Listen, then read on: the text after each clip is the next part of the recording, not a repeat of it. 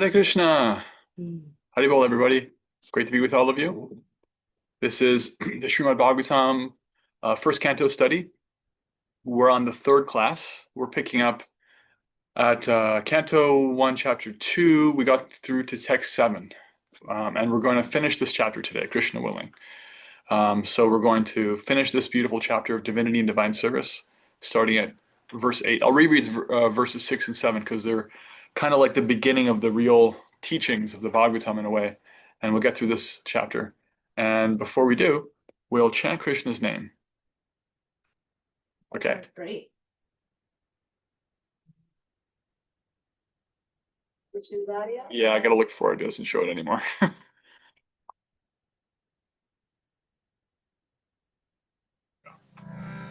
can hear me, everybody? Can you hear me, my voice on the harmonium? Yeah.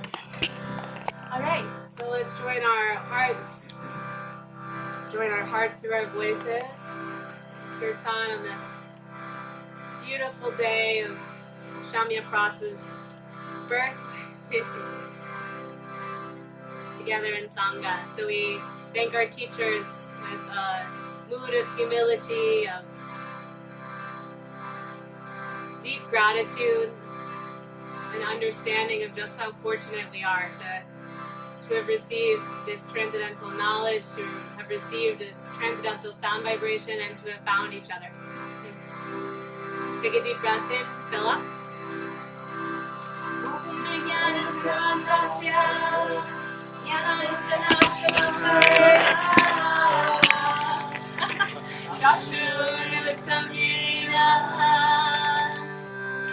Tasmai Shri Gurave Namah Vanchakalpatarubhyascha Kripa Sindhubhyeva cha Patitanam Pavanebhyo Vaishnavebhyo Namo Namah Jaya Shri Krishna Chaitanya Prabhu Nityananda Shri Advaita Srivasade Gaura Bhakta Vrinda Hare Krishna Krishna Krishna Hare Hare Hare Rama Rama Rama Hare Hare.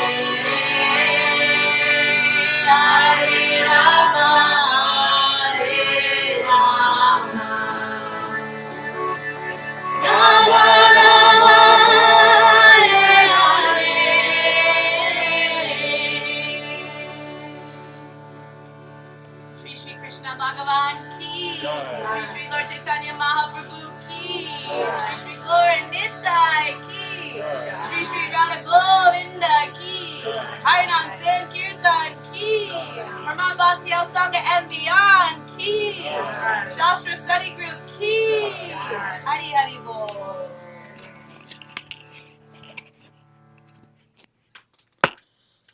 Om Jnana-timirandhasya Jnananjana-shalakaya Chakshurmilitam Yena Tasmai Shri Gurave Namaha. Jaya Shri Krishna Chaitanya Prabhu Nityananda Shri Advaita Gadadhara Shri Vasadi Gaura Bhakta Vrinda. Hare Krishna, Krishna Krishna, Hare Hare, Hare Rama, Rama Rama, Hare Hare. Hare Krishna. Great to be with all of you, and really love the reflections we had in chat and WhatsApp this week. Lots of amazing reflections. So let's start off with some of that. What stood out to you from what you heard, finishing the first chapter and starting the second chapter? Some of us are reflecting from the first class, which is also totally okay. Just whatever you've heard that stuck out, on what you've read, or other people's reflections and comments. Let's get the ball rolling.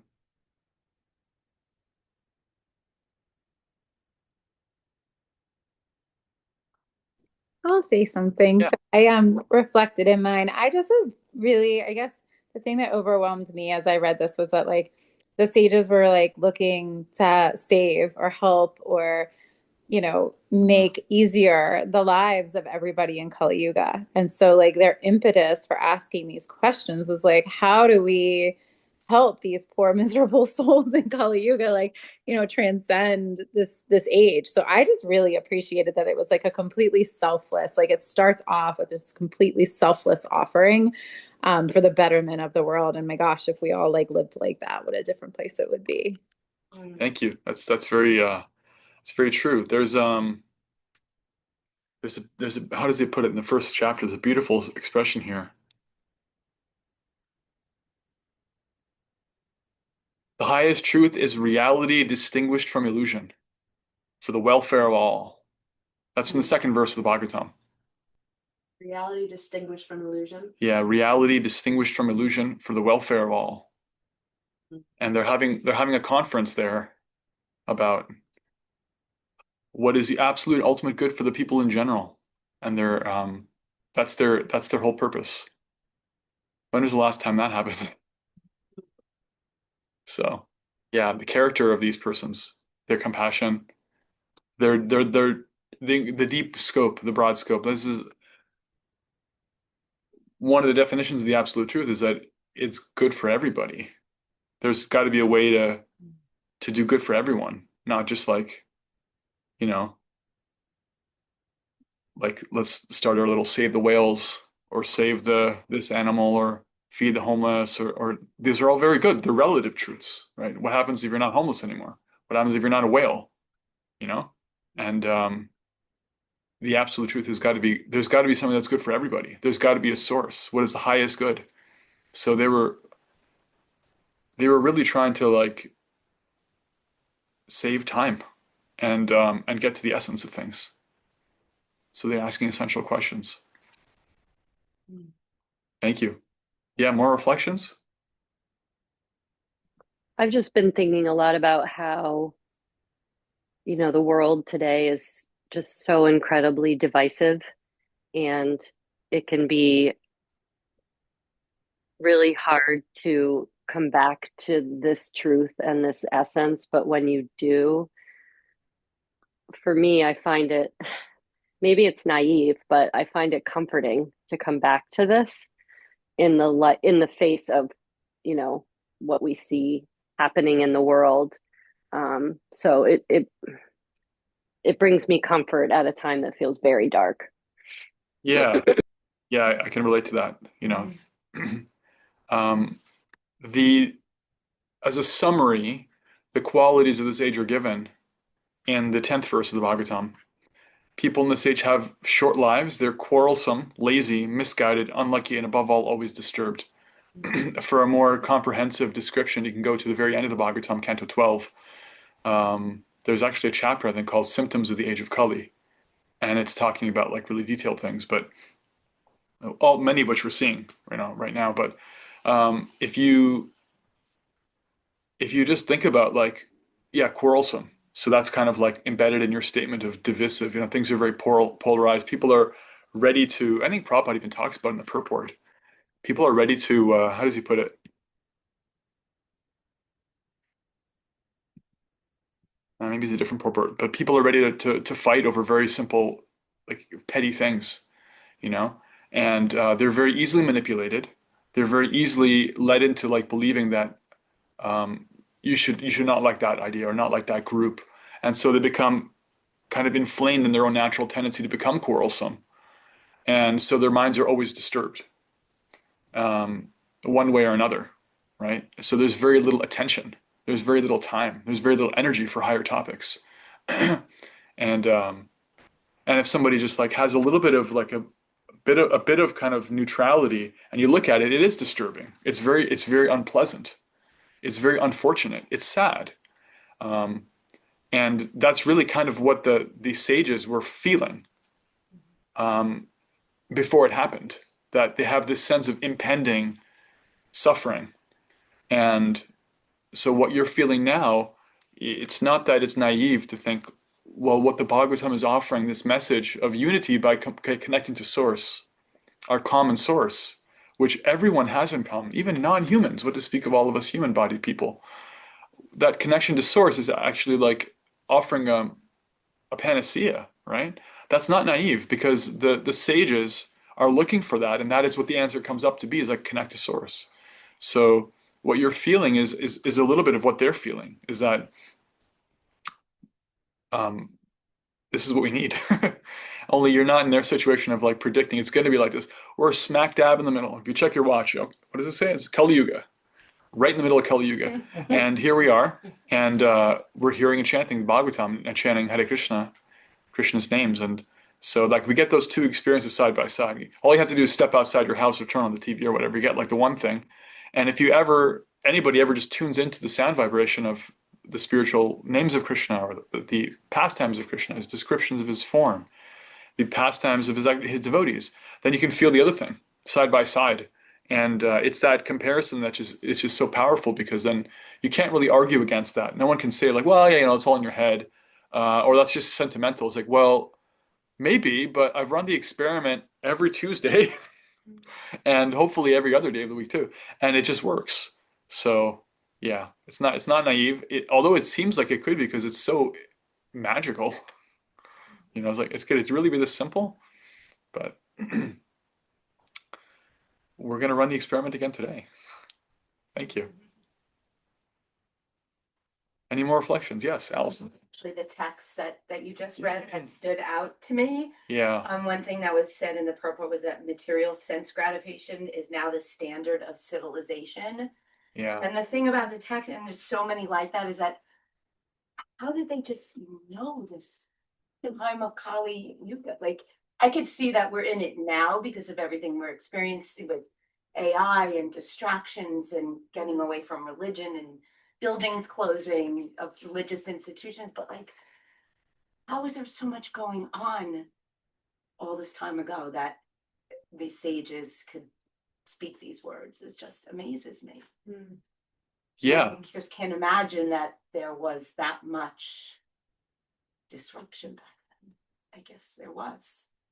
There was there was a sense of impending disruption, and because Krishna was about to leave or had just left, and the writing was on the wall, spiritually speaking. Also, it's given in scripture that the ages are going to change on this kind of timing sequence, and it really kind of brings up for me like this: what is the criteria of advancement of civilization, right? Because we're very proud of our technology, and we're not here. We're here like using a computer and a a webcam, and this is all technology, and that's great. But there's a different kind of technology, right? There's the technology of understanding how one is situated in the modes of nature and how to come to a higher mode of nature just by living like a more sattvic lifestyle. That's a kind of technology. There's a transcendental technology by which one can actually understand what the spiritual reality is by connecting to it and inviting it and being a recipient of that mercy from Source. So, okay, well, what is Source and what is my relationship with that Source? And That's a spiritual technology available through sound vibration and through hearing Bhagavatam, Krishna's names, the names of source. And that's we have so many schools, we have so many places of this kind of technology. And the other technology is like as one goes up, the other's been going down. Mm-hmm. So these people are sitting on the banks of the Ganges. They didn't have iPhones. They didn't care for that. They were very rich in one way, and to our vision, they would appear very, very simple in the other way.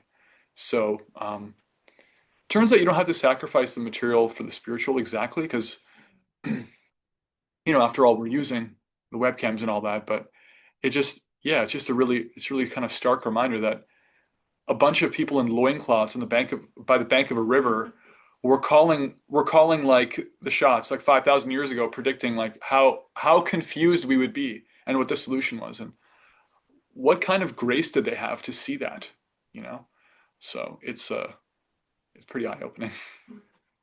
Yeah.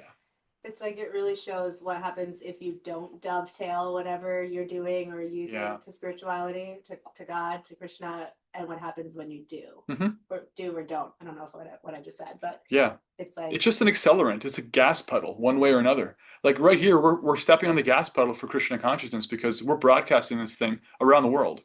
We put it on YouTube. We have people from all the different continents of the world listen to this thing. Right? Or I can go on Google right now and look up a verse to substantiate the point I'm making. It's like somebody had to put up that software to make it happen. That's a gas pedal. But just as easily, you could get sucked in like that to distraction and press the gas pedal on Maya. So the gas pedal isn't the problem. The problem is the steering wheel. Which way are you headed? What is your purpose? And then you can decide if you want to step on the gas or slow it down or what have you. So the sages were, they may have just been riding a bullock cart, but they're going straight back to Godhead. And that hearing and chanting, the basic process doesn't change, whether you're chanting into a webcam or not. The basic process is the same. It doesn't rely on, a degree or money or technology at all. It's just hear and chant. If they get some devotees together to do it with you, all the better. And on that note, let's jump in. Oh, one more reflection. Well, no, it's fascinating to me. The internet's only been around 30 years, right? 30, maybe 40 years. Basically. Yeah. And, technology over the last 100 years has grown exponentially. Mm-hmm. We didn't have cars before, so it's fascinating to me, to think what would generations before us really been distracted by? But I mean, I know it's a simplistic question, but it's just a fascinating thought, because it's so easy to understand what we're distracted by, because it's 5G, everything all the time, too much energy around us. Just really interesting. Yeah. And yet the capacity to become distracted is always an option. You can just get distracted by the opposite sex or the same sex. You get distracted by food, distracted by the prospect of more wealth. That's a classic. It's like, what if I had that? Wouldn't that be great? What if I had like a better bullock cart than my fellow farmer? Yeah, that makes sense. It's like, it's just relative. So the gas pedal isn't as powerful. You can't go 0 to 60 the same way, but you can still drive in a ditch just as easily. But yeah, it was a simpler lifestyle for sure. Yeah, I was just going to say, add to that, we can't just sit back and say, because life is so complex now, I really can't get these lessons because you don't know. We're so not an excuse. Yeah, right. Because for them it was complex in their own complexity, and so am I willing to just tear away the excuses, and surrender? Yeah. Prahlad Maharaj says that the mind, as soon as we start thinking of how to gratify our senses, that's when our suffering begins. Right? Say that again? As soon as we start to begin thinking about how to gratify our own senses, that is when our suffering truly begins.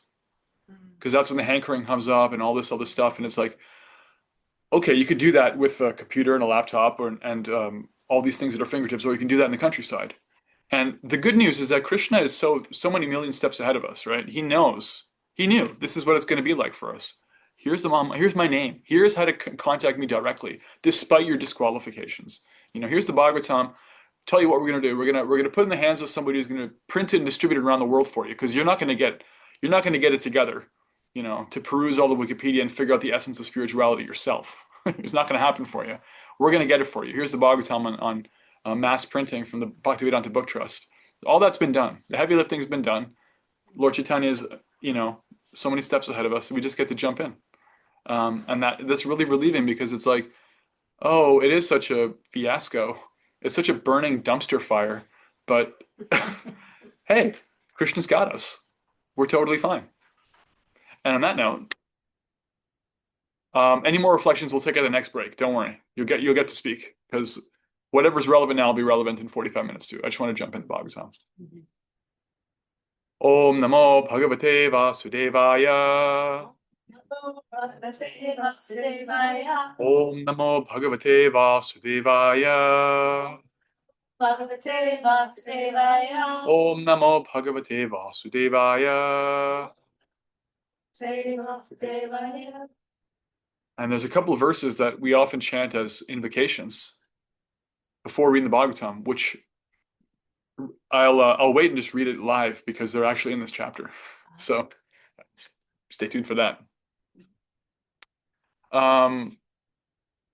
Okay, Canto 1, Chapter 2. The chapter is called Divinity and Divine Service. Yeah, it's classic. I'll read from verse 5, and the verses 5, 6, and 7, then we'll really jump in.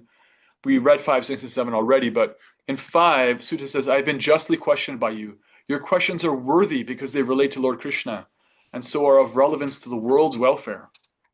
Only questions of this sort are capable of completely satisfying the self. Remember, he asked several questions in the first chapter, and so he was asked several questions in the first chapter, and just kind of refreshing here. I forget what verse it was that asked, what is the highest, verse 9 in chapter 1, what is the highest good? So he answers here in 5 that your questions pertain to the highest good. And in 6 and 7, he says what the highest good is.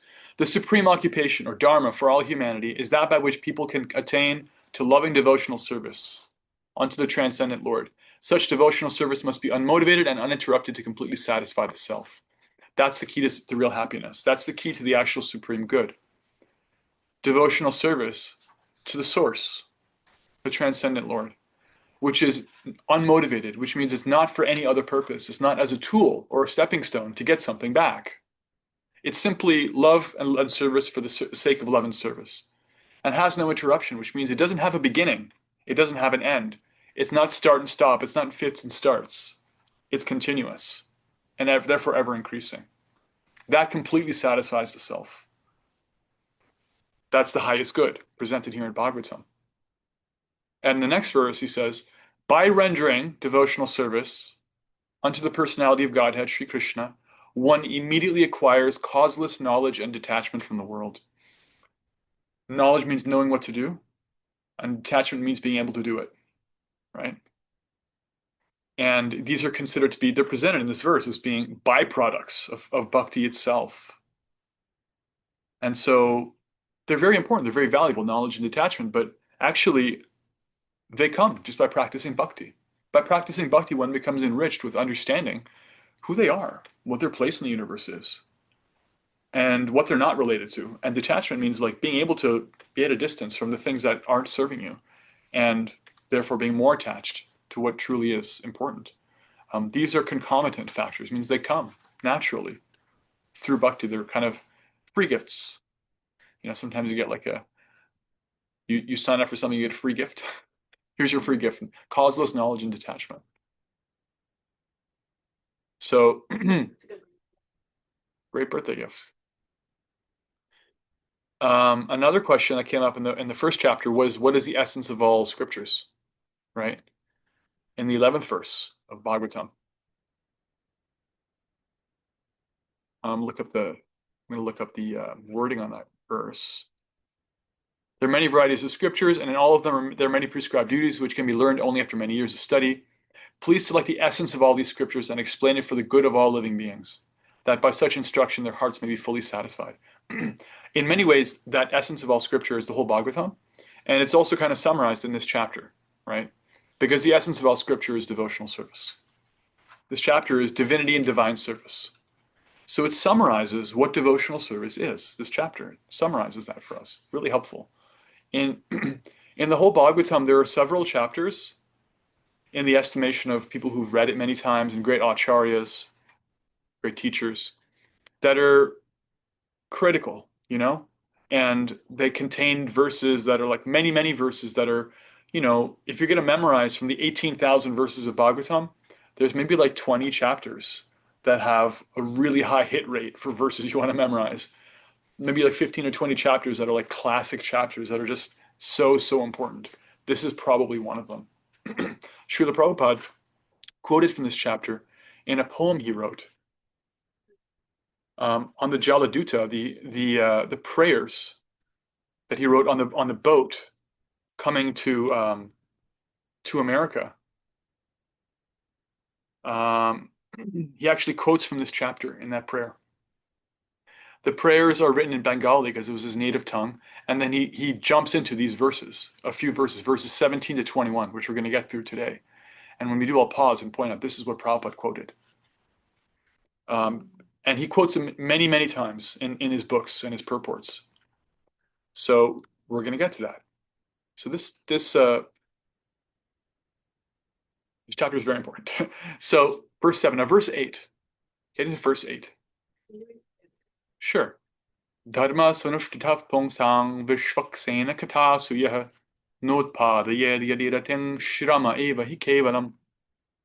The occupational duties that a person performs according to their own position, which means their material duties, right? One's material dharma. Like somebody's material dharma may be to be a business person. Their nature is to like create and develop capital. Somebody's dharma may be to take care of other people. Someone's dharma may be to take care of the plants and the earth. Someone else may be a teacher. These are kind of different kinds of dharmas, right? But the verse says, the occupational duties a person performs according to their own material position are only so much useless labor if they do not provoke attraction for the message of the personality of Godhead. So this chapter, he's just said that the highest good is to have pure devotion for the source, and anything by which one develops pure devotion for source. Right? He says in the 6th verse, that by which people can attain to loving devotional service. So even if you don't have pure loving service yet, that which helps you to come to pure loving service is very important too, right? Because that pure devotion is the greatest happiness. But he says in this verse, the things that we're doing day to day to keep the body and soul together, the things that we're kind of good at and we have the karma to be into in this life, they're actually only useless labor if they don't provoke attraction. If that thing that you're doing is completely divorced from your spiritual advancement, it's actually, he considers it useless. And he's so emphatic on this. He says, Shrama eva hi kevalam. Shrama. Everyone say Shrama. Shrama means useless work. Work for its own sake. Shrama. Eva hi kevalam. Only, certainly, entirely. These are like emphasizers. 3 times he's saying, it's just, only, totally a waste of your time, of our time. If it doesn't actually connect, if it doesn't help you to develop a sense of attraction, right? So in the purport, Prabhupada talks about this.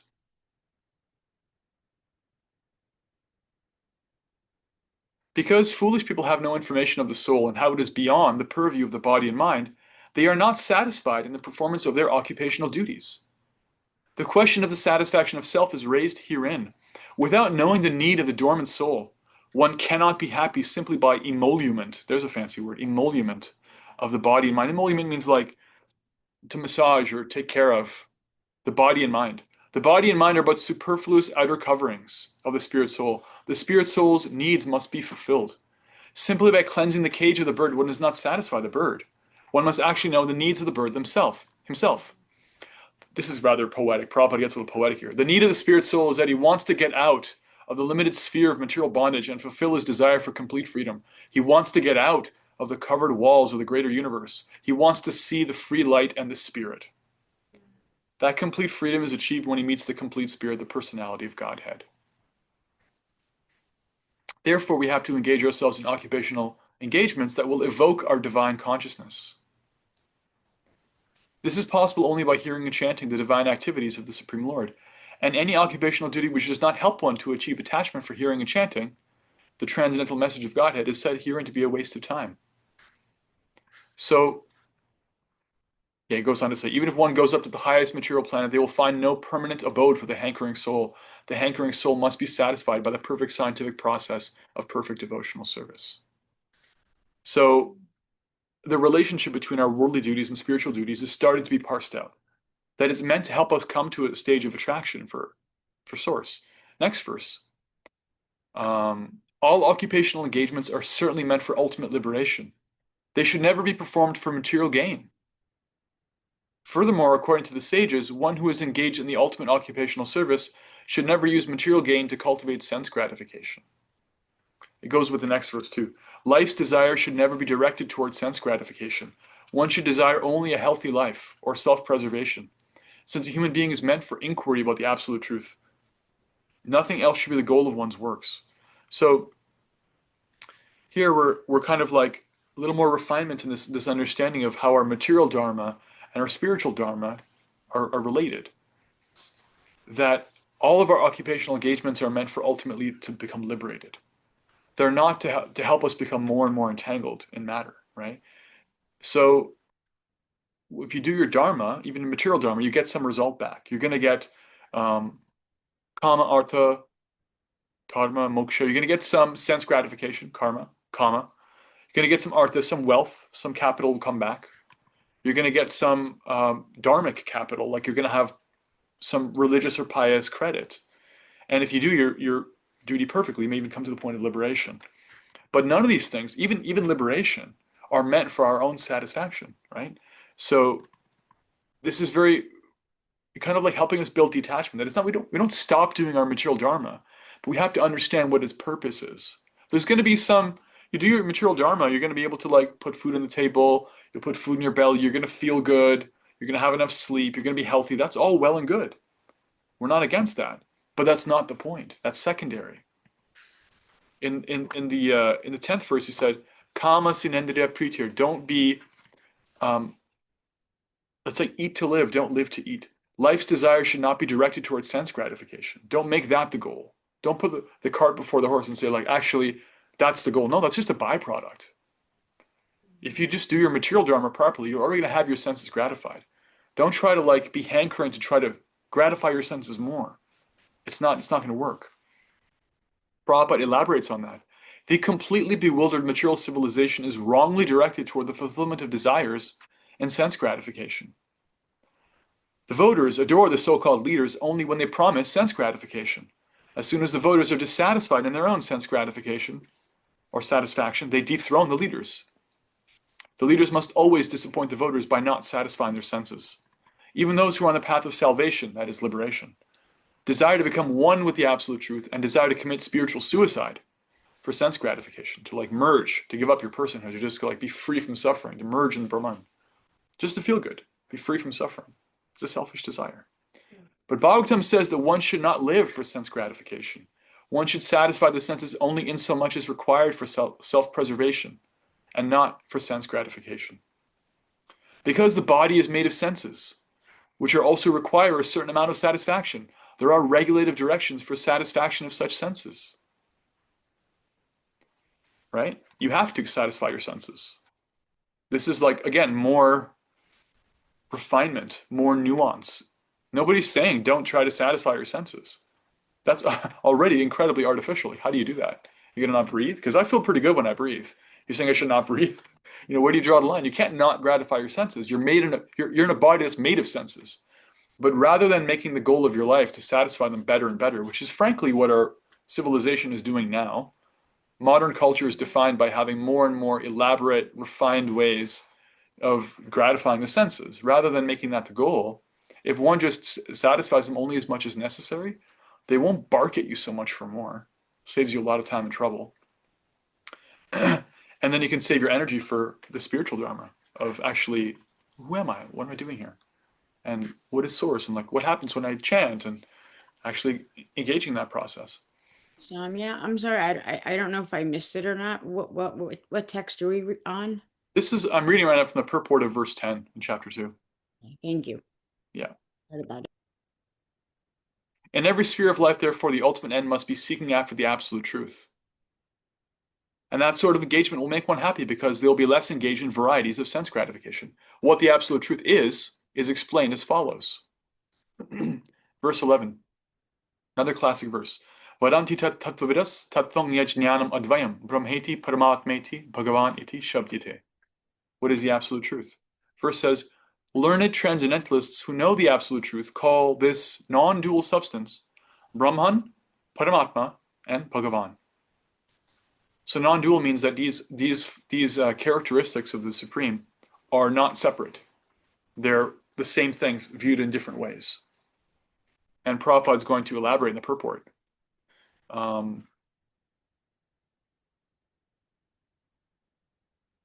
The same substance is realized as impersonal Brahman by the students of the Upanishads, as localized Paramatma by the yogis, and as Bhagavan by the devotees.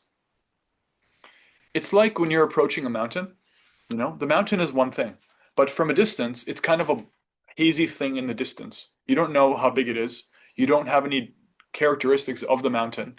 It's just like it's real, it's there. As you get closer, you can see the shape, you can see color, you can start to see more characteristics.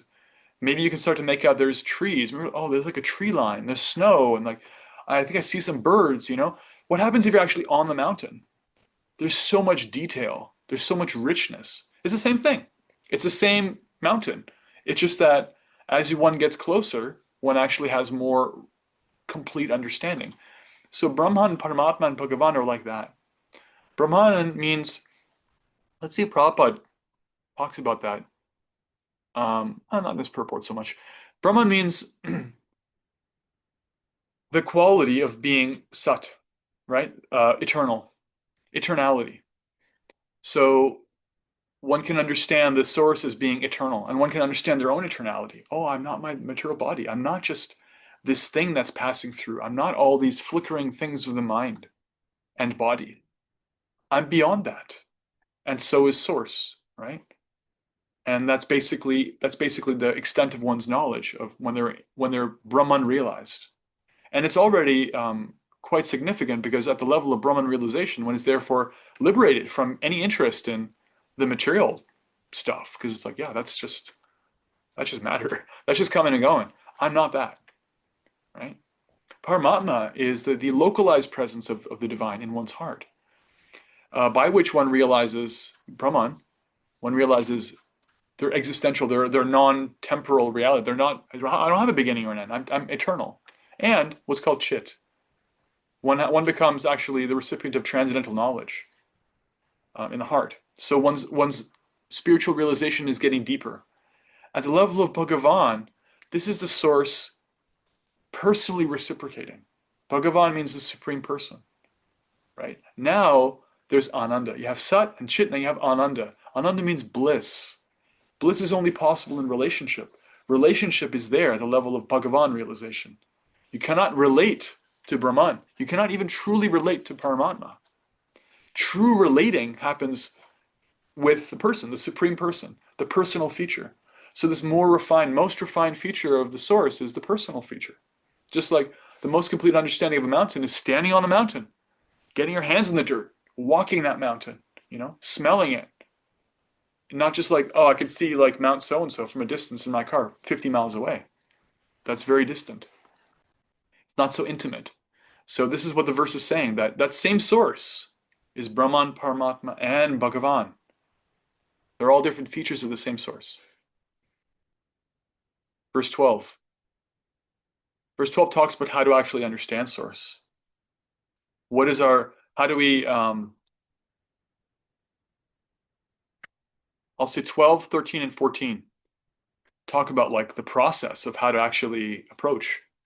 12 says, the seriously inquisitive student or sage, well equipped with knowledge and detachment, realizes that absolute truth by rendering devotional service in terms of what they have heard from the Vedanta, Shruti. By rendering devotional service. The word is there in the Sanskrit, bhaktiya. Bhaktiya means by bhakti. So this verse is talking about how do you come to understand the source, either as Brahman, Paraman, or Bhagavan, the Supreme Person? By bhakti. Bhakti is how you do it. And what is a function of that? What else can we know about that bhakti? It's bhaktiya shruta grihitaya, which means it's bhakti that is in terms of scripture. It's not just feeling, right? So in our bhakti tradition, we have the two wings are the feeling, the experience, the emotion for the Lord, and the science, the analytical understanding, the established protocol, the scriptural understanding, the verses, that like the formal and the experienced, right? The analytical and the heart, right? The head and the heart, they're both there. There's bhakti in terms of scripture. We're not actually meant to independently figure out how to love God. It is simultaneously a personal, completely organic, completely dynamic process, and it's also guarded and protected and bounded by scripture so that we don't have to guess. Like we're not, for example, we're hearing and chanting. Why are we hearing and chanting? Because this chapter tells us to. What are we hearing and chanting? The names of Krishna. Why? Because they're there in Shastra. We know they work. They're not the only names of the Lord. Other traditions have their names too. But if they do, generally those names are also given in scripture. So there's a way in which the science and the experience are hand in hand. Bhaktiya shruti grihitaya. Bhakti in terms of shruti. Bhakti in terms of the scripture. That is how one makes advancement according to this 12th verse. So in the purport, Prabhupada talks about different levels of devotee. And in his classification of those levels, that classification, by the way, is in terms of a classification given in the 11th canto. He's not making it up himself. The 11th canto of Bhagavatam, he's summarizing it for us. That classification has to do with how well one understands scripture and is able to, let's see how he puts it here.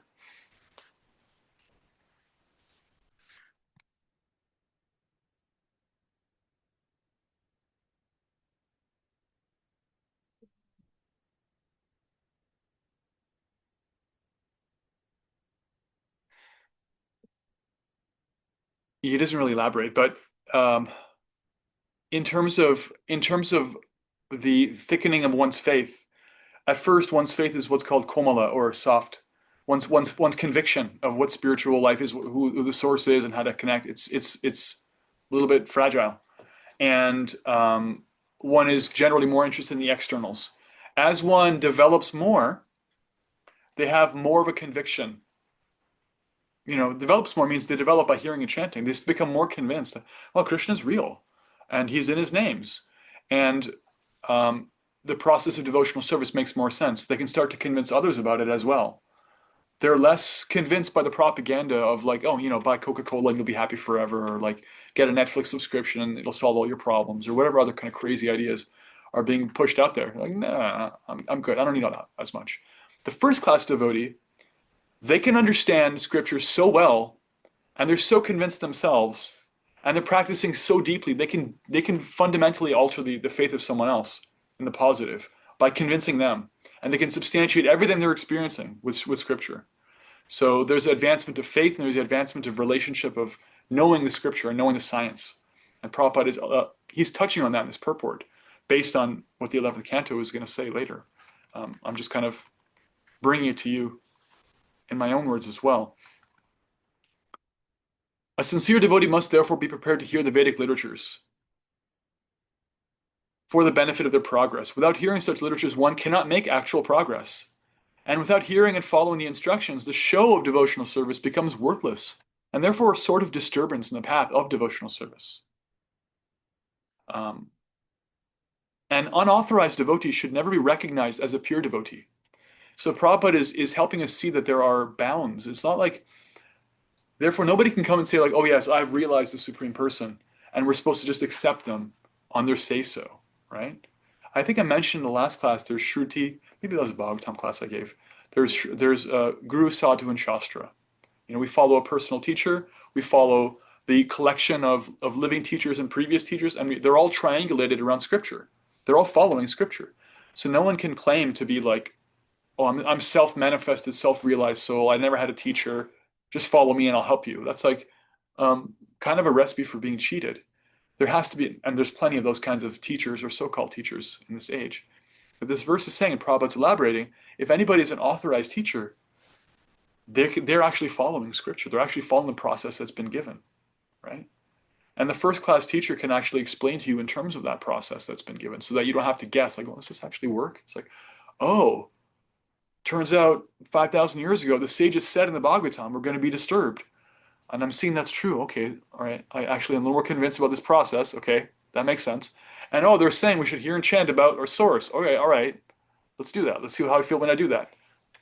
That's in reference to scripture, right? So, in other words, one shouldn't be afraid of the boundaries or distinctions of better or worse that are created by scripture. That's actually to serve us. If we don't have like a clear sense of boundaries and guidelines, if it's all the same and everything's equally valuable, then you may as well read Bhagavatam as read the instruction manual to, your television. It's like they're all equally valuable. It's like, no, they're not. There are better and worse ways of living, and if you actually like hear from spiritual literature, you can actually guide your life around that, even on a bit by bit experimental basis. I'll try that. Okay, I'll try that out. You say, all right. You say, maybe give up eating meat. I'll try that out. Bit by bit, you can actually start to take that wisdom in. Okay, so that's verse 12. Boy, this is such a thick chapter. I'm trying to get through this whole chapter. I'm like, every verse I want to give a whole class on here. Verse 13, O best among the twice born, it is therefore concluded that the highest perfection one can achieve by discharging their occupational duties is to please the personality of Godhead. All right, so we heard earlier that just doing your material duty isn't enough. If that's all you're doing, if it doesn't create an attraction to hearing and chanting about the Supreme, then it's actually useless. So here's the verse that joins your material duty with your spiritual duty. The highest goal of doing your material duty, it's saying here, is to please the Supreme. It's like, it's not saying, okay, just jump into your material duties and it'll make you fully happy. That's the whole propaganda we're hearing right now, right? It's not saying that. And it's not saying give up all your material duties, like leave your job, leave your kids, leave your wife, leave your husband, go to the jungle, just chant Hare Krishna. We're generally not qualified for such a thing. But do your duty as service. Do your material duties as service. Make it yukta, connect it. Make it yoga, make it connected. Okay, you're good at teaching? Teach, but do it as service. Do it to educate the soul in a way that helps them come closer to Krishna. And even if you're just educating around material things, you're a first grade teacher. See your first grade students as part and parcel of the Supreme. Okay, you're a merchant, you're very good at making money. Do it as a service. See your empowerment as empowerment given by the Lord. Give back some of your hard-earned capital that you're so good at making for spiritual purposes. Connect it, right? There's always some way to connect our material dharma with our spiritual dharma. And that way, our material dharma becomes relevant. It's not just shrama, right? So this is a very refined understanding. We're not just like, oh, giving up all material occupations is jumping into like, only going to hear and chant from now on for the rest of my life, 24/7. So Prabhupada gives a beautiful purport here. If you want to know more, please read this purport. I'm going to just pick and choose from it. There are 4 orders of life: the student life, householder life, retired life, devotional life. There are 4 castes of life: the intelligent, martial, productive, and laborer caste. These are different qualities of activity and quality and different stages of life. In the best interest of human society, there must be such divisions of life. And in each and every one of the above mentioned divisions of life, and then he says this in italics. And whenever you see italics like this in the first or second canto, Prabhupada does this a lot. It means he's really emphasizing something. He does it only a handful of times. So he says here in italics, in every one of the above mentioned divisions of life, the aim must be to please the supreme authority of the personality of Godhead. This institution of the Varnashram institution, the institution of different stages of life and different kinds of occupations, is not meant for artificial domination of one division over another, right? They're meant to cooperate. Right now, we see social structures that are highly fragmented because they don't have a common goal, right? Therefore, there is the haves and the have-nots, and there's like a very like ingrained sense of exploitation that's there. And as soon as the have-nots get a chance, they'll create revolution, right? But the purpose of such divisions of labor is not to create exploitation. The exploitation happens because somebody's just trying to do their duty for material gain, and they're keeping someone else down, keeping that fighting over the limited resources. But Prabhupada said in the first canto, in the introduction preface, he said, "This Bhagavatam is meant to create a revolution in the impious lives of a misdirected civilization. The real revolution is not material revolution.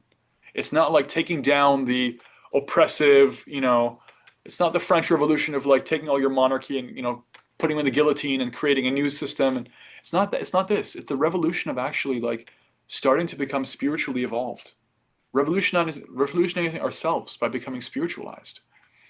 And that means that we're just trying to connect what we're doing materially to our spiritual activities, to our vision of spiritual life. We don't have to change our material position. You don't have to be wealthy to become spiritually advanced. You don't have to be poor to be spiritually advanced, right?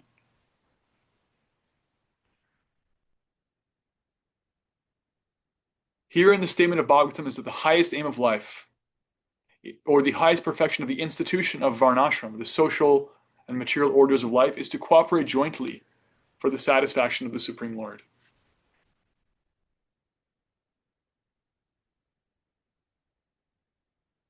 All right, I only have 35 minutes left. Let me get through a few more verses, and then I'll take some reflections. Verse 15.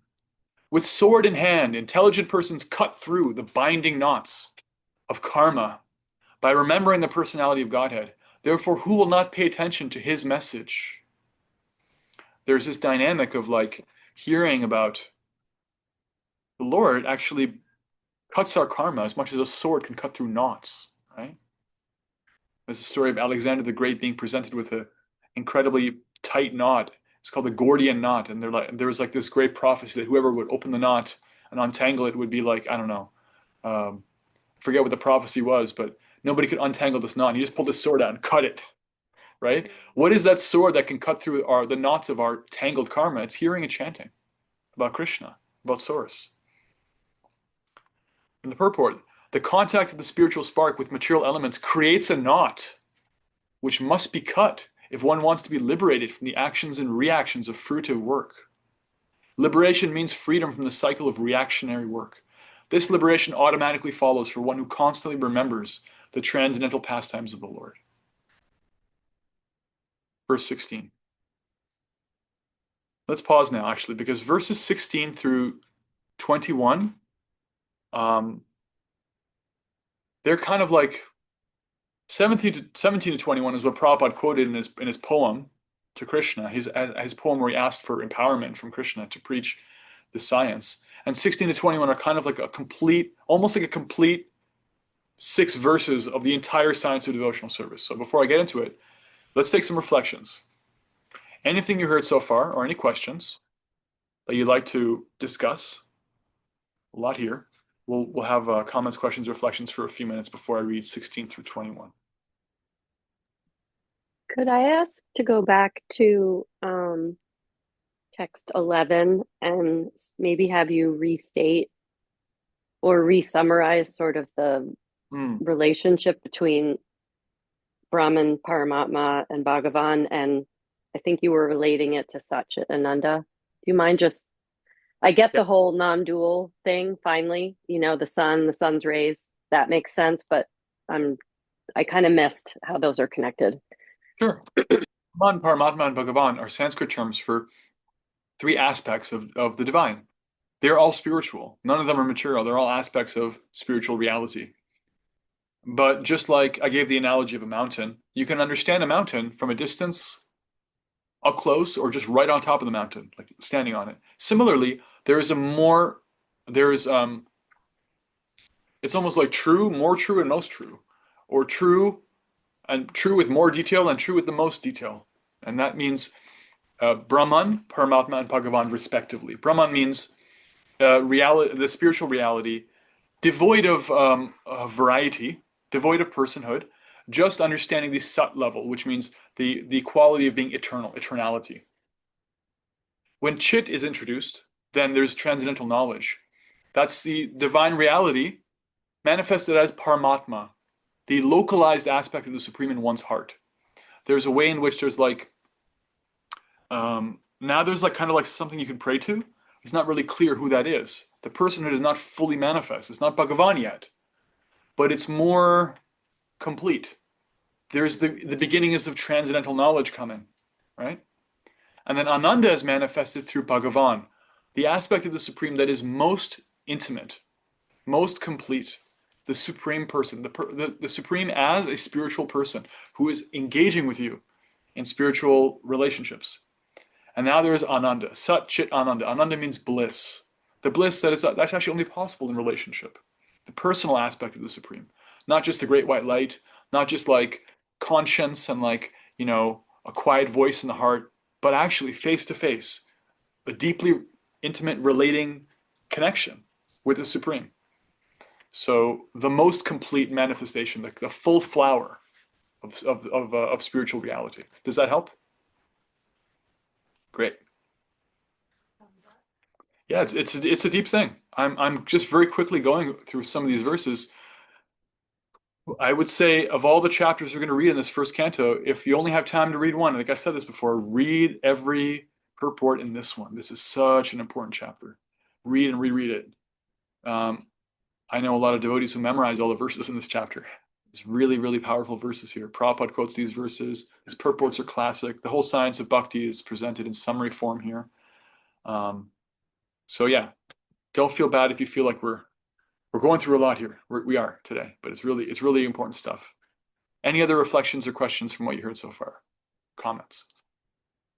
I love this one comment in one of the purports. I don't remember which text it was, but there's a dormant affection for God within everyone.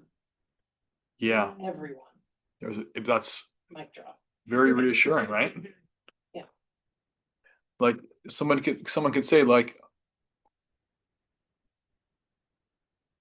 there's this idea of anyone can be anything they want, right? We can all do whatever we want. You can be anything you want, little Jimmy. And that's only true on the spiritual platform. It's not true on the material platform, right? I'm never going to win as many gold medals as Michael Phelps. It's never going to happen.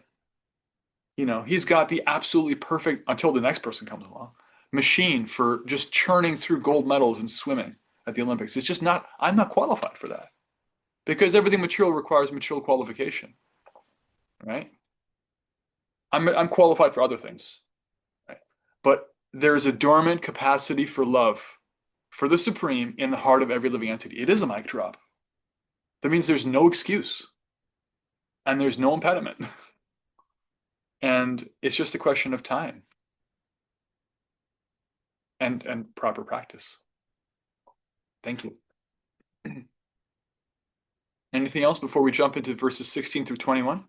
What's sticking out to me is there's always some way to connect our material dharma with spiritual dharma. And if we're not doing that, are we wasting our time with our material stuff that's keeping us from our spiritual stuff? It's just a question of will. Actually, when we start to ask the question of how can I spiritualize my material duties, if we're actually like sincere with that question, it's like, okay, I want to spiritualize this. I don't want to just like hide in a corner and just do my material duties and enjoy it for myself. Actually, Krishna, I really want to spiritualize this stuff. I don't want to just give it up and I don't want to just do it for its own sake. How do I do that? How do I spiritualize it? Then we find there's so much wisdom, right? There's a wealth in the Bhagavatam itself in scripture. There's a wealth from persons who've been doing that, spiritualizing their lives, from living devotees who are no longer with us. Prabhupada talked a lot about how we spiritualize his life. He went through basically all the ashrams himself. He was married, then he was like and taking care of kids and working. Then he was like retired, but also kind of like working on his spiritual master's mission. Then he was a sannyasi, a traveling monk. You know, he went through a lot. He had kids with special needs. He had a wife who was not into Krishna consciousness sometimes, and sometimes she is. And he made a lot of money, lost a lot of money. He was cheated by somebody. He made our money back, and like he went through all this stuff. And he talked about how he spiritualized different parts of his life. And so there's always some way to spiritualize our dharma, our material dharma. Very reassuring. Thank you. Okay. Verse 16. So, within this highly essential chapter, there's like an even more refined, highly essential series of verses, 16 through 21. Verse 16. By serving those devotees who are completely free from all vice, great service is done. By such service, one gains affinity for hearing the messages of Vasudeva, the messages of the Lord. Vasudeva Katha Ruchihi. One gets an affinity for hearing. One gets attracted to hearing, right?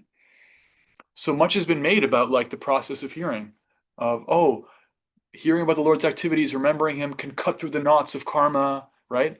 So these verses are about how you can hear, right? From the very beginning, the first thing is serve those people who are actually hearing. Serve devotees who are more advanced than yourself. You got to start somewhere. And by doing service to devotees, one's heart becomes purified, which we're going to get to. So there's a way in which this verse is talking about like how bhakti begins by developing an attraction or appreciation for devotees, right? Just do some service for them. Prabhupada came to America and he writes this poem praying to Krishna, please give me empowerment so I can help me to speak to these people in a way they can understand, so they can actually come to your service. He prays in Bengali. All living entities have come under the control of your illusory energy by your will, and therefore, if you like, by your will, they can also be released. I wish that you please deliver them. Therefore, Krishna, if you so desire, then and only then will they be able to understand your message. He's praying so that he can speak in a way they can actually appreciate. This monk coming from Vrindavan with a Bengali accent and no money, he's like, how can these people in New York City understand what I have to say? And he quotes this section. And the section begins with this verse that says, if you serve devotees, you'll develop an affinity for hearing about Krishna. Prabhupada comes to America. What happened? Practically, they talk about it. His future disciples. Practically, at first, they couldn't understand what he was saying. But they're like, I like him. He's cool. There's something about him. I want to do some service. They would come and listen to him in one ear, out the other, maybe. But they're like, hey, Swamiji, I brought you an apple. Can I do some service? Can I sweep the floor? You know, they would start to hear. They would start to like give him encouragement that his classes were doing something. They would serve this heart of a pure devotee, and their hearts became purified. They just started to feel like, oh, I want to understand Bhagavad Gita. I want to hear about this, right? Next verse. So you've served the devotees, and you developed an affinity for hearing. Then what happens? Then, Shunvatang Svakatah Krishna Punya Shravana Kirtanaha Shridyanta Stohya Padrani Vitunoti Suhritsatam. This is a verse that's often chanted before starting class, because this verse talks about what happens when you start to hear about Krishna. The previous verse said, how do you actually want to hear about Krishna? You develop a desire to hear about him by serving his devotees. And then this verse says, Krishna, the personality of Godhead, who is the Paramatma, who is the super soul in everyone's heart, and the benefactor means someone who does good for, the benefactor of the truthful devotee, he cleanses the desire for material enjoyment from the heart of the devotee who has developed the urge to hear his messages, which are in themselves virtuous when properly heard and chanted. So one does service to devotees, one gets an affinity to hear and chant. By hearing and chanting, that process of hearing and chanting cleanses the heart. How does it cleanse the heart? Because Krishna is living in that heart. And he actually is like the Lord of it. He can purify that heart for us. He sees we're hearing and chanting. That next thing we know, we're starting to feel less and less attracted to material enjoyment, less and less entangled, less and less addicted. He's cleansing the desire for material enjoyment from the heart of the devotee who has developed the urge to hear his messages. From the purport, messages of the personality of Godhead, Krishna, are non-different from him. Whenever, therefore, offenseless hearing and glorification of God are undertaken, it is to be understood that Krishna is present there in the form of transcendental sound, which is as powerful as the Lord personally. Lord Chaitanya in his Shikshastika declares clearly that the holy name of the Lord has all the potencies of the Lord, and that he has endowed his holy name with innumerable potency, his innumerable name with the same potency. Right? His sound vibration is an incarnation of him. So if you're hearing and chanting about him, you're summoning him. And what happens? Your heart gets cleansed. What happens after your heart gets cleansed? Anyone want to know? And this is all Prabhupada quoting this. He's quoting this to Krishna. He's talking to Krishna. He's quoting, saying, if they hear about you, their heart will become cleansed. Because he knows this chapter in and out. What's the next verse? This is another verse that's often quoted before giving class. Nashta prayeshu bhadreshu nityam bhagavata sevaya bhagavati uttama shloke bhaktir bhavati naishtaki. By regular attendance in classes on the Bhagavatam and by rendering service to the pure devotee, all that is troublesome to the heart is almost completely destroyed. And loving service to Krishna, the Lord, who is praised with transcendental songs, is established as an irrevocable fact. Nityam Bhagavata Sevaya, by serving regularly. Bhagavata. Bhagavata means the Bhagavatam. It also means persons who have given their life to service to the Lord. They're person Bhagavatams. There's the sound vibration, the literary Bhagavatam, which we're hearing, and there's person Bhagavatams. Prabhupada is a Bhagavatam. He's a Bhagavata devotee. He's a great devotee. So by service to the Bhagavatam, by hearing it, by reading it, or by service to great devotees. This continuous service of, I serve devotees, I get a taste for hearing and chanting. I hear and chant, I want to serve devotees more. I want to hear and chant more. It builds up and more the heart becomes purified. And then what happens? All that is troublesome in the heart becomes almost completely destroyed. Not completely, this is a progression. We're not all the way there yet, but service to Krishna becomes established as an irrevocable fact. Bhaktir bhavati naishtaki. This is a stage of nishta, stable, steady service. Now we're steady. Now we're like, I can't be pushed. Maybe I'm not in love with Krishna completely. Maybe I'm not full of ecstatic symptoms for him yet, but I'm steady. Right? This is a very, very important stage to come to. Because after this stage, you're no longer pushing like that. You're not like Sisyphus pushing the boulder uphill. You've done the hard work. You've come to stability. Now it's rolling. Now you're like, everything is positive. Every advancement you make now is increasing your joy, your spiritual joy. You've come to stability, the steady point of attraction for Krishna. How? Nityam Bhagavata Sevaya. So this is very important. Nityam means eternally, always. So it means always, but it also means, in this context, means at least regularly. I've said this before. Literally, this verse means by constantly hearing and by constantly serving, then your heart becomes purified. And our acharyas point out, there is a preliminary stage to this, so don't be disappointed if you're not constantly able to hear yet. The preliminary stage is at least daily. If you can daily have a practice of hearing Krishna's names, if you can daily come in touch with the Bhagavad Gita, Srimad Bhagavatam, that is also nitya. You may not be hearing a chant, you may not be reading the Bhagavatam for 23 hours a day,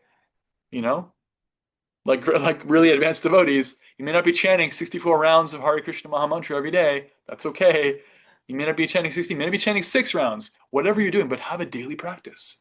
And then you're going to come to the stage of your heart becomes purified and you'll come to steadiness. Steady attraction for the Supreme. Okay? Yep. Then what happens? All right, let's find out. Verse 19. Tada rajastamo bhava kamalubhada yashchaye cheta eteranabitang stitang sattve prasidati. As soon as irrevocable loving service is established in the heart, the effects of nature's modes, the modes of nature, of passion and ignorance, so the 2 lower modes, their effects, such as lust, desire, and hankering, they disappear from the heart. Then the devotee is established in goodness, the higher mode of nature, and they become completely happy. Right? So this is talking about the symptoms of even more advancement. You've come beyond the stage of just steadiness and service, there's the beginning of ruchi, real taste. Real taste for Krishna comes. And at that stage, one is free from, more and more free from the effects of the lower modes of nature. If one is in the modes of nature at all, one is only in goodness, generally. And so that means they're free from lamentation, fear, anxiety, procrastination. That's all tamas. Hankering, like insatiable longing, lust, material desires, that's all rajas, that's all the mode of passion. They're free from that. And the heart becomes happy because actually, those things are all just great burdens. And even before you fall completely in love with Krishna, just being free from those things is already like, you should be giving TED Talks to the whole planet, right? Already you're like miles ahead of, 99% of humanity. So every verse here is talking about a very, very profound leap in advancement. First you hear first you desire to hear by serving devotees. Then your heart becomes purified and you actually want to hear. Then you hear about Krishna, your heart gets purified more. And service to Krishna becomes established. That service becomes daily at least, and becomes more and more thickened, and it becomes irrevocable. Then it becomes you're steady in that. Then the lower modes of nature disappear. Okay? Then what happens? Evam prasanna manaso bhagavad bhakti yogataha bhagavad tattva vijnanam mukta sangasya jayate. Verse 20. Thus established in the mode of unalloyed goodness, the person whose mind has been enlivened by contact with devotional service to the Lord gains positive scientific knowledge of the personality of Godhead in the stage of liberation from all material association. So now that your mind is completely satisfied, enlivened, you're free from the lower modes, mukta sangasya jayate. You're actually liberated from the modes of nature. This is a stage that the great yogis and Brahman, the persons who are aspiring for Brahman, they try with great difficulty to come to this stage, to become liberated from matter. This is already here. As a byproduct of bhakti, you become liberated. Mukta, right? Mukta means liberated. And you get scientific knowledge. Prabhupada's translation of the word scientific is from the word in Sanskrit vijnana. There's jnana and there's vijnana. Jnana means you know something. Vijnana means you realize it. Jnana means you can describe it. Vijnana means you experience it, right? I can tell you about Paris, France, or you can buy yourself a ticket and go there. One is jnana, one is vijnana, right? In some ways, the person who's read a book about Paris might know more than the person who's in Paris. But in another way, they'll never know more until they go there, right? So now you're actually seeing Krishna. You're starting to really, truly experience him, right? That gyan is transforming into experience, what Prabhupada calls scientific knowledge. Sounds pretty good, right? What if you could see Krishna face? What if when you looked at Lord Chaitanya, you could truly see him looking back at you? How would that feel, right? From the purport, no ordinary person, or even one who has attained success in human life, can know scientifically or perfectly the personality of Godhead. Perfection of human life is attained when one can understand they're not a product of matter, but they're in fact spirit. This attainment of success is possible when one is above the modes of passion and ignorance.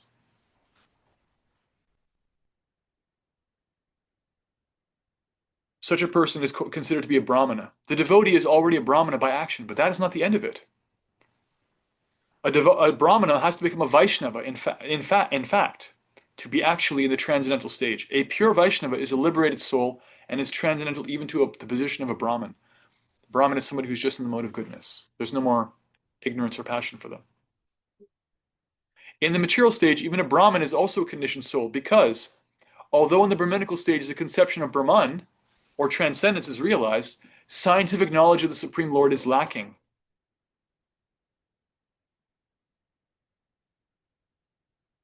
When a qualified Brahmana factually becomes a Vaishnava, a devotee, a pure devotee, in the enlivened state of liberation, they can know exactly what is actually the personality of Godhead. Then what? Verse 21. Vidyate hridaya grantish chedyante sarva samshaya Kshiyante chasya karmani drushta evatmanishvare. Thus the knot in the heart is pierced, and all misgivings are cut to pieces. The chain of fruitive actions of karma is terminated when one sees the self as master. So now one comes to the stage of complete conviction. Karma is completely gone, and one sees the Supreme Lord completely, and one sees oneself as well. From the purport, this enlightenment perfectly enables the devotee to distinguish spirit from matter, because the knot of spirit and matter is untied by the Lord. This knot is called the Hankara, false ego, and it falsely obliges a living entity to become identified with matter. As soon as this knot is loosened, therefore, all the clouds of doubt are at once cleared off.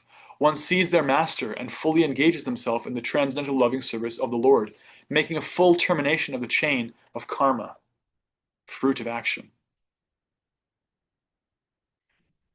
In material existence, a living being creates their own karma and enjoys the good and bad effects of those actions life after life. But as soon as they engage themselves in the loving service of the Lord, they at once become free from the chain of karma. Their actions no longer create any reaction. So this is a fully liberated soul. They're no longer creating any more karma. Okay, that's the end of the section that Prabhupada quotes, the end of the section that's the most famous section within this chapter. This is what he's praying to Krishna to please empower him to help people to do, is to come to this stage. So he's trusting that, if they could do some service to me, then they'll want to hear and chant. And if they hear and chant, their heart will get purified. And if they get purified, they get steady. And if they get steady, they come beyond passion and ignorance. And if they come beyond passion and ignorance, they'll see you more and they'll fall in love with you. Because you said this, and I know it's true, Krishna. You had full faith in the Bhagavatam. And wouldn't you know it worked for a bunch of randos, random people in New York City. It's working for us too. The rest of the chapter has to do with, I'll just read the rest of the chapter's verses, so we'll get that under our belt. 22. Certainly, therefore, since time immemorial, all transcendentalists have been rendering devotional service to Krishna, the personality of Godhead, with great delight, because such devotional service is enlivening to the self. 23. The transcendental personality of Godhead is indirectly associated with the three modes of material nature. And just for the material world's creation, maintenance, and destruction, he accepts the three qualitative forms of Brahma, Vishnu, and Shiva. Of these three, all human beings can derive ultimate benefit from Vishnu, the form of the quality of goodness. Lord Shiva oversees ignorance, Brahma, passion, Vishnu, as an expansion of Krishna, oversees goodness. 24. Firewood is a transformation of earth, but smoke is better than raw wood, and fire is still better. Raw wood, smoke, fire. For by fire we can derive the benefits of superior knowledge through Vedic sacrifice. Similarly, passion is better than ignorance, but goodness is best, because by goodness one can come to realize the absolute truth. So, just like raw wood is not very useful, little more useless, you start to build a fire, you try to start to burn it, but what do you get? You get some smoke. That's like the beginning of useful, but not really. It just doesn't, Prabhupada says in the purport, smoke disturbs but doesn't truly serve. But what happens when you're burning for a little while, you get actually a flame. What is a flame? Heat and light. There it is. You have heat and light. Now you have that raw wood, that smoke is actually like, its existence is truly justified. Now you're creating warmth. Now you have vision. This is really powerful. Similarly, the mode of goodness, although material, is better than passion and ignorance, which are just like smoke and dull wood. Another classic verse. 25. Previously, all the great sages rendered service unto the personality of Godhead due to his existence above the three modes of material nature. They worshipped him to become free from material conditions and thus derive the ultimate benefit. Whoever follows such authorities is also eligible for liberation from the material world. So what worked for those people before can work for us again. And it's this logic by appeal to authority. It's been done before. It's happened, but people have already become liberated by this process. 26. Those who are serious about liberation are certainly non-envious, and they respect all. Yet they reject the horrible and ghastly forms of the demigods and worship only the all-blissful forms of Lord Vishnu and his plenary portions. People who are wise don't take any time worshiping any of Krishna's subservient part and parcels, even demigods who are more advanced than us, but they're still part of the creation. We don't worship their form. We're not averse to them. We respect them. But we actually only worship the source, truly. That kind of bhakti is reserved for just the source. We can't give bhakti to some part and parcel of the source. It doesn't work the same way. We know the difference between the source and his part and parcels. 27. Those who are in the modes of passion and ignorance worship those in the same category. The forefathers, the other living beings, and the demigods who are in charge of cosmic activities, because they are urged by a desire to be materially benefited by women, wealth, power, and progeny. 28-29. In the revealed scriptures, the ultimate object of knowledge is Krishna. The purpose of performing sacrifices to please him. Yoga is for realizing him. All fruitive activities are ultimately rewarded by him only. He is supreme knowledge, and all severe austerities are performed to know him. Religion or dharma is rendering loving service to him. He is the supreme goal of life. 30. In the beginning of the material creation, the absolute personality of Godhead in his transcendental position created the energies of cause and effect by his own internal energy. 31. After creating the material substance, he expands himself and enters into it. Although he is within the material modes of nature and appears to be one of the created beings, he's always fully enlightened in his transcendental position. 32. He pervades all things just as fire permeates wood, and so he appears to be of many varieties, although he is the absolute one without a second. 33. The supersoul enters the bodies of the created beings, who are influenced by the modes of material nature, and causes them to enjoy the effects of those modes by the subtle mind. And last verse, the Lord of the universes maintains all planets inhabited by demigods, men, and lower animals. Assuming the roles of incarnations, he performs pastimes to reclaim those in the mode of pure goodness. So here is an answer to the purpose of Krishna's appearance, to reclaim people in the mode of goodness. These last few verses, talking about how Krishna is manifest in the world, but here he's also saying he performs pastimes to reclaim those in the mode of pure goodness. And you can come to that stage of pure goodness through the process of bhakti.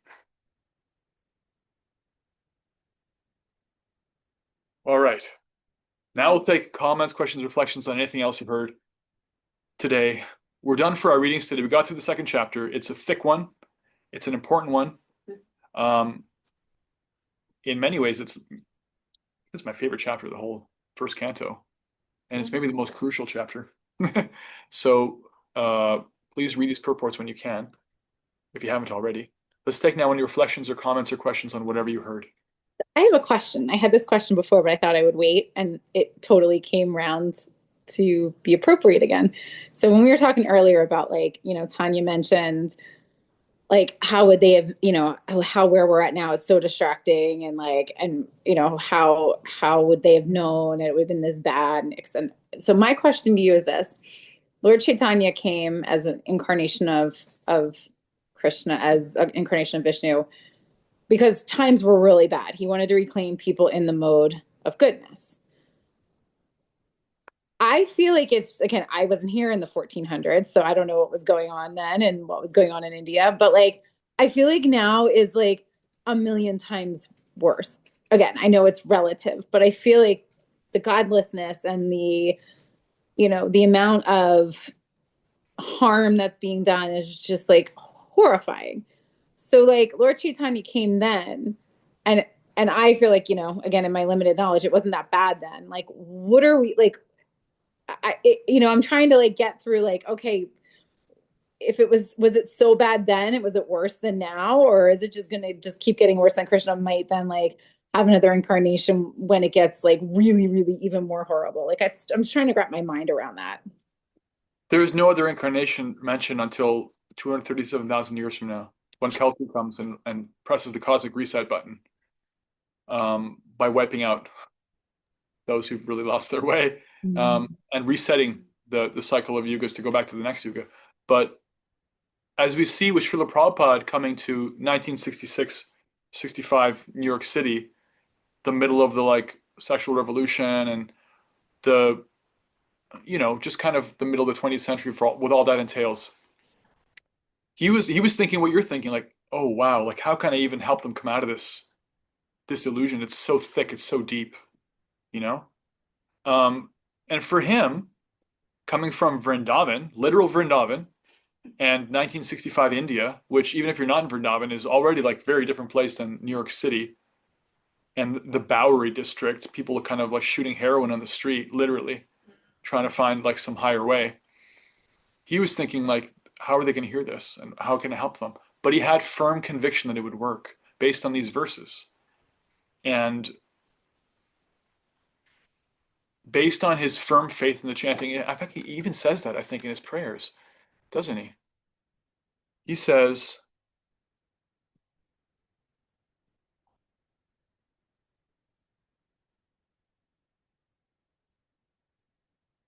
in his last verse of his prayers to Krishna, he says, I have no devotion, nor do I have any knowledge. Profound humility from Srila Prabhupada, right? But I have strong faith in the holy name of Krishna. I have been designated as Bhaktivedanta, and now, Krishna, if you like, you can fulfill the real purport of that name. Signed, the most unfortunate, insignificant beggar, A.C. Bhaktivedanta Swami. So he was thinking, like, how can we get through these people? But I know your name can make it happen. And wouldn't you know it, it's working. It has been working ever since. The process worked. The process that Prabhupada undertook is the same process that Lord Chaitanya gave us in a much more pious context of mid 15th century Bengal, right? Sure. But Lord Chaitanya is Krishna. He knew what it's going to be like for us. He didn't just give something for the 16th century Bengalis and like, sucks to be you if you weren't there, too bad. Just missed the boat. Yeah, no. The Maha Mantra is here. The Sankirtan process is going on. You know? And he said, in every town and village, my names will be heard. He even predicted, he said, a great, more Senapati, he says in Bengali, one of my great generals will come and spread this science of this Sankirtan movement around the world. You know, that could be Srila Prabhupada. It appears that it is. The Sankirtan is spreading to it's in every continent now. People are who are in the flow of hearing and chanting experience a side-by-side reality of, wow, it's never been more chaotic. And I'm sure tomorrow it's going to be even more chaotic than it's ever been before. But the hearing and chanting process is working for me and everyone else I know who's taking it. Side by side, that continues to be true. You know, illusion is never more powerful than its master, Krishna. By directly calling on him, we actually can become free from that illusion, even when it becomes more and more and more and more and more confusing. I'm sure after I'm dead and gone, we'll find more and more confusing ways to bewilder ourselves that we can only imagine right now. But none of it is anything more than a speck of dust next to Krishna. And he's making himself personally available in these sound vibrations of the Bhagavatam, in his association of his devotees in the Maha Mantra. So it's a completely relevant process. It'll continue to be relevant. Good news. But yeah, it is a lot more confusing now than it has been. It's not just you.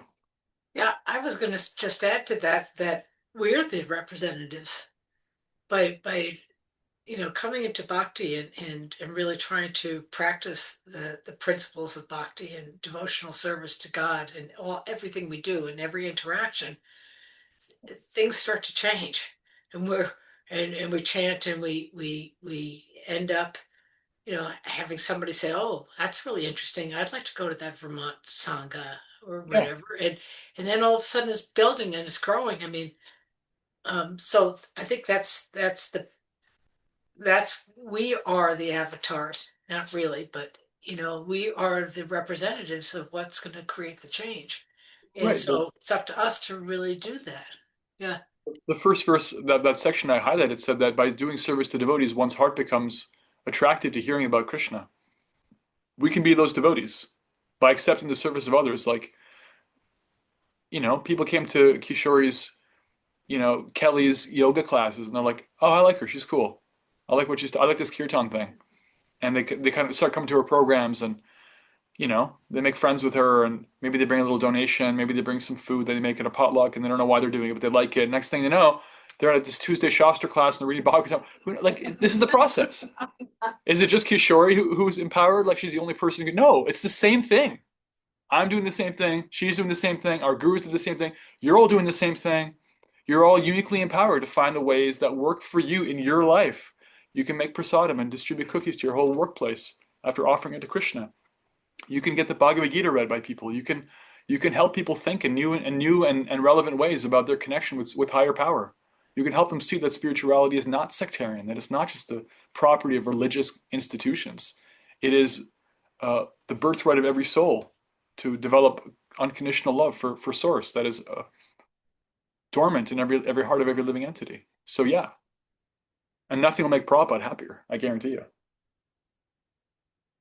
Right, and we all have that responsibility if we choose to take it, right? So that as we wait another 235,000 years or whatever till the next avatar and the next Yuga, it's like how are the holy names going to continue to be spread if we aren't spreading them? Yeah. And yeah, it's 8:05. So I hate to stop here, but we kind of have to. Please read, if you haven't already, the whole second chapter, those purports. If you don't get through them, continue them later and finish them when you can. We're gonna start. I think, get through the whole third chapter next week. We're not going to be as in depth as this chapter. It's a list of incarnations.